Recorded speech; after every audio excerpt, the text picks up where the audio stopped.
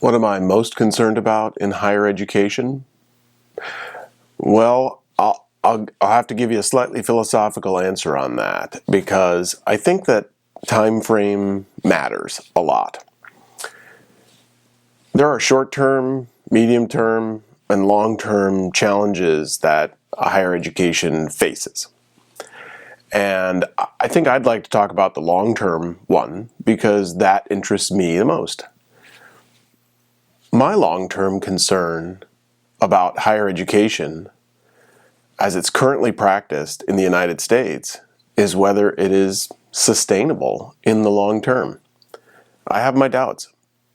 There are a number of roads that we've gone down in higher education that it's not really clear where they lead. The first of these is cost. Certainly everyone knows that costs in American higher education have risen dramatically in the United States over the last several decades, far, far faster than the rate of inflation. This is probably not sustainable. It's worth thinking for a moment about something called the Baumol effect, sometimes called Baumol's disease. This is an economic principle. This is the rise in salaries in jobs that have experienced little or no productivity gains, often in response to the rise in salaries in jobs that have experienced productivity gains. If we sort of simplify the exercise for a minute and think about the number of students that we educate per teacher, for example, that productivity is not increasing even though the salaries are. And we can debate whether or not the salaries have increased sufficiently. I would argue, of course, they haven't. But at the same time, we know that the productivity itself has remained fairly constant. A class size, for the most part, with the exception of the use of adjuncts in higher education, the rise of the use of adjuncts, with the exception of that, the number of students taught by teachers has risen only slightly. The difference between wage increase and productivity is not sustainable. You can't have wages looking like this and productivity looking like this. Sooner or later, you're going to reach a critical mass. And at that point, some kinds of very hard decisions are going to have to be made. We're reaching that point. That's why we see in the current presidential election cycle a focus on student loans and a focus on college costs that we've really never seen before. We've never had the conversation at this level and this comprehensively before.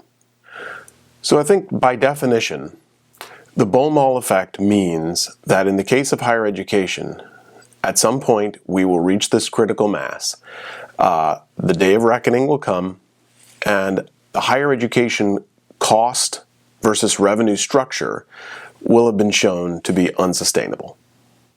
The second thing that's worth thinking about is the actual physical facilities that accompany most American higher education. You know, we tend to think of the sort of the brick and mortar facilities as something that's sort of always been there because it's really been there for a couple of generations now. In fact, the facilities that we have in higher education are actually quite new to American higher education, and they're really a sort of experiment, a very, very expensive experiment. It was only a few decades ago that America began producing truly huge regional universities with vast, vast campuses. This was really in response to vast numbers of people going to college as a result of first the GI Bill and then guaranteed student loans. When you build these very large campuses with huge numbers of students, tens of thousands of students, the continued operation of these campuses is predicated on the idea that that number of students will always be there. There will always be a supply of students to populate that physical campus. And I'm deeply skeptical that that will be the case. I'm skeptical about the supply of students on traditional campuses primarily because of a phenomena that's occurring in higher education that's occurred elsewhere, but for some reason, higher education really doesn't seem to like to talk much about this issue, and that is the migration to online instruction. Certainly in the last generation, we've seen a massive migration to online activity of all types. I filed my taxes online, I go shopping online, I get the bulk of my entertainment online. And so I think that it would be strange if higher education believed that it was going to be immune from that sort of wholesale shift. Yet, higher education behaves as if it thinks it is immune from that shift. There are online colleges, but they're clearly the minority. The rest of the colleges that have online programs, the vast majority of them have those online programs simply because they think that they need to, and they want to offer their existing students some other option that they know those students want. But they actually don't have a plan for competing with other schools for new students using their online programs. Most online programs at schools are just offerings of their traditional coursework, but in an online format. So the school doesn't become any more or less competitive against other schools by offering the online. All they really end up doing is cannibalizing their traditional on-ground students. And when this happens, basically the result is that the physical facilities of the college see less use, and will see less use, I think, for the foreseeable future. As people migrate to the online platform for obvious reasons, convenience, efficiency, cost, who's going to be left to live on a college campus? That's not to say that there won't be any traditional students left, but it's one thing to say there will still be some traditional students, and it's another to say that there will be enough traditional students to populate these vast regional universities. So when this happens, the brick and mortar institution now has two problems. The first is that it has to maintain its physical campus, and it has to do that because the costs of that physical campus don't actually change very much. The buildings are still there. Many of them are financed. The utilities stay the same. Many of the costs are fixed. And yet, they're serving less students. So the cost per student of maintaining those facilities gets higher. Second, they actually now have to maintain an entirely separate virtual campus. Because remember, they're maintaining an online curricula, actually presumably multiple online curricula. And this is a completely different culture. It's a different delivery system. It uses different infrastructure. And the college needs to somehow now do that as well. So in other words, it needs to run two different campuses of two different types with what is either the same number of students or perhaps even a declining number of students. And that means that something gets neglected. Some hard choices have to be made about resources because there's actually no more resources than there were before. You have really the same number of students. And so I think that ultimately this causes a degradation of the quality for both types of campuses that the college is operating. We know what happens when a school neglects its physical facilities. One of the biggest problems in higher education is the problem of deferred maintenance. It's enormous. And if I'm right about what's coming, it's not just going to get slightly worse, it's going to get massively worse because the amount of resources available to handle the deferred maintenance, which is increasing, the amount of money to handle it will reduce. And so the problem will just exponentially multiply. So instead of finding ways to contain these costs, colleges are actually just upping the ante. Essentially, they're creating facilities that are exponentially more complicated to maintain and more complicated to replace. Consider when I went to college 3 decades ago. I went to a college that was actually a pretty traditional kind of place, and it was pretty basic. The dorms were just sort of cinder block rooms. There were 2 or 3 guys in a room, and the dining halls were pretty basic as well. The food was pretty ordinary.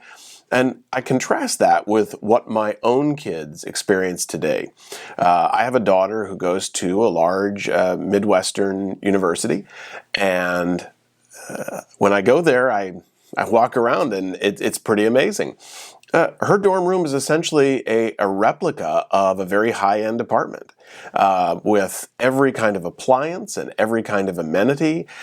She has underground parking, and the dining hall serves incredibly varied, high-quality food. And the facility itself is this very elaborate one. It's really nothing like what I experienced 3 decades ago, and the costs show it. My daughter pays about 15 to 20 times more to go to her college than I paid to go to my college. And the reason why this issue of sustainability interests me so much is because when I talk to people about this problem, people in education, you really never get any good answers. It's really quite remarkable. Everybody is aware of the problem of deferred maintenance, but the problem has now gotten so large that most people just sort of feel overwhelmed by it and think that, well, at this point it will have to be solved by something very dramatic, probably after I retire.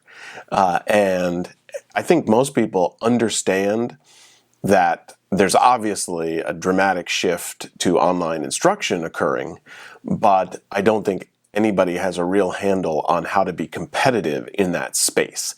And given that competition for students is reaching a fever pitch within education, I think that inability to be competitive is going to dramatically affect a number of schools, both large and small. The planning structures in higher education really just contribute to the problem.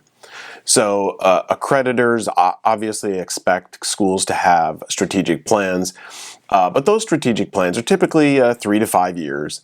And if you look carefully at the process that schools undergo when they're strategic planning, the vast majority of them really only confine their planning to those 3 to 5 years.